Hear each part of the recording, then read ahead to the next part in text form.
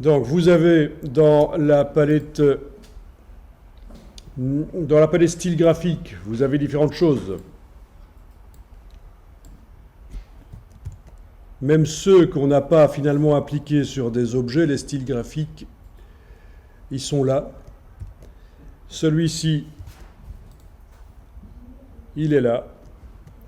Celui-là, il est là. Mais les autres, ils ne sont pas utilisés par des objets. OK. Et alors, si je crée un nouveau document, fichier nouveau, dans la palette style graphique du nouveau document, ils n'y sont pas. Logique. C'est la même chose pour le nuancier. Si je vais voir dans le nuancier, il y a certainement des choses ici qui manquent par rapport à l'autre document qui est là. Ben oui, lui, dans le nuancier, il y avait des dégradés que j'avais utilisés. Ils sont là. Donc, comment faire pour transférer les choses d'un document à l'autre? Il y a plusieurs solutions. La solution que je vous conseille, c'est celle-ci. Il faut sélectionner, clic, majuscule clic, les objets qui utilisent le style que je veux transférer dans le nouveau document que j'ai fait. Il faut faire un édition copier, donc CTRL-C bien sûr, et puis dans l'autre document, on les colle, vous allez voir que normalement, ils vont apparaître ici. Voilà, les objets ont été collés sur le plan de travail, les styles graphiques utilisés par ces objets sont dans la palette style graphique du nouveau document.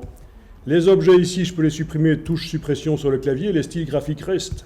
Ça veut dire que je peux les utiliser sur n'importe quoi que je vais faire là maintenant. Un polygone, flèche au clavier pour changer le nombre de côtés. J'applique le style graphique, un autre polygone, j'applique le style graphique, et puis j'applique celui-là.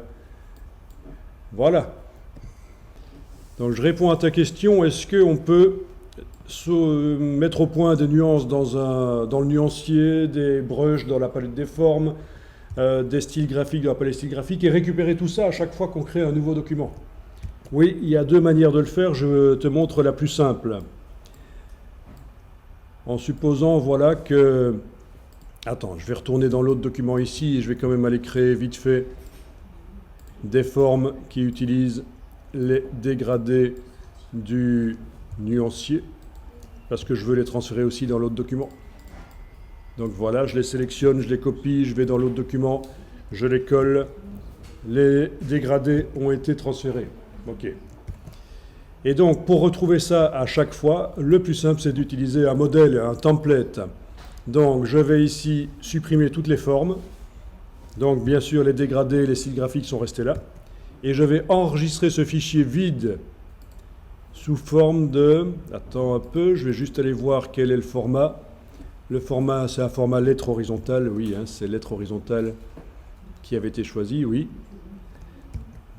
Comme ça, je vais le renommer comme ça aussi. Je vais donner au nom du template déjà le nom du format aussi. Je fais fichier enregistré sous. Et ici, dans format, je choisis Illustrator Template. Je vais lui donner le nom du format.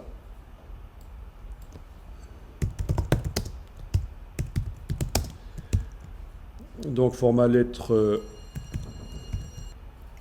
Et donc, je vais indiquer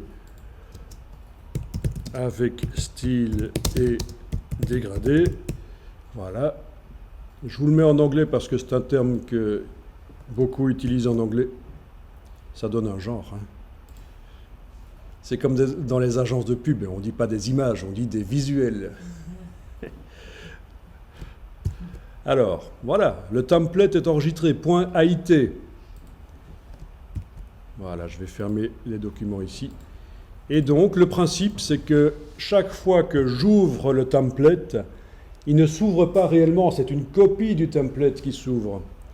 Donc, impossible de le transformer. Je l'ouvre, il ne s'appelle pas template, il s'appelle son titre 4. Et là, je retrouve tout ce qu'il faut. Voilà, donc ça, c'est le système le plus simple pour déjà modifier les documents, peupler les palettes avec des choses qui vous intéressent, des dégradés, des styles, des nuances. Et dès qu'on démarre le document, on a tout. Voilà. Et on peut faire plusieurs templates en fonction du travail qu'on fait, bien sûr.